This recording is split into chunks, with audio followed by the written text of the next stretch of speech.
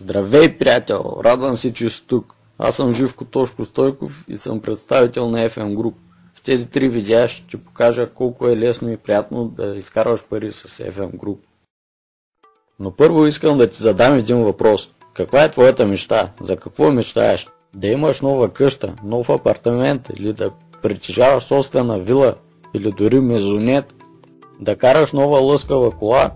Или мечтаеш да отидеш на почивка в Филипините, в Дубай, Лас Вегас? Или мечтаеш да прекарваш повече време с приятели, роднини, познати? Да си финансово независим, да не се притесняваш за сметки като телефон, ток, вода, парно и така нататък. Можеш да мечтаеш за всичко това, което споменах, а може и да мечтаеш за нещо друго. Окей, но какъв е твоят план за действие? Как мислиш да постигнеш мечтите си? С печалба от тотото? С търкане на картончета от националната лотария? С намиране на по-скъпо платена работа? С купуване на акции? Искаш да станеш брокер или адвокат? Или ще чакаш някой роднина да почине, да ти припише наследство? Ще се ожениш или омъжиш за звезда? Не знам какъв е твоят план, но според мен ти е нужен втори източник на доход. Защо ти е нужен втори източник на доход или план Б? Когато производствата се свиват, компаниите се сливат или напускат бизнеса, сигурна работа няма. Например, днес идва някой далечен роднина или братовчет на новия ти шеф и е назначен на твоето място, а ти си съкратен.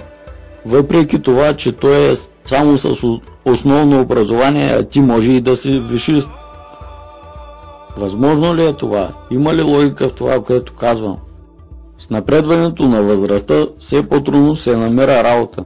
Пенсионна несигурност. Очевидно е, че държавните и частните пенсионни схеми не могат да изпълнят финансово това, което са обещали.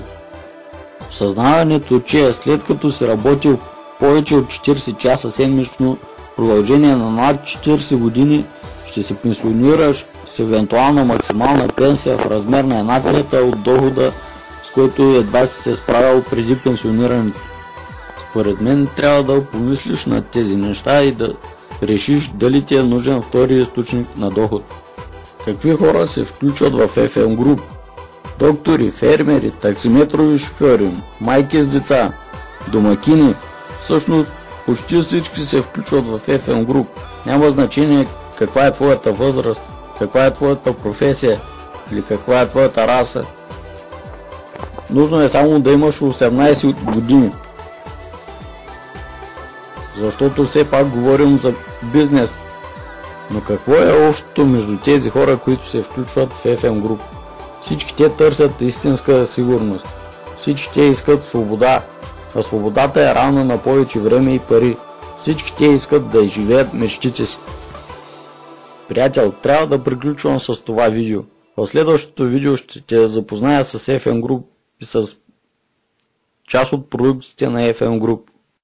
Ако имаш някакви въпроси, не се притеснявай да ги зададеш.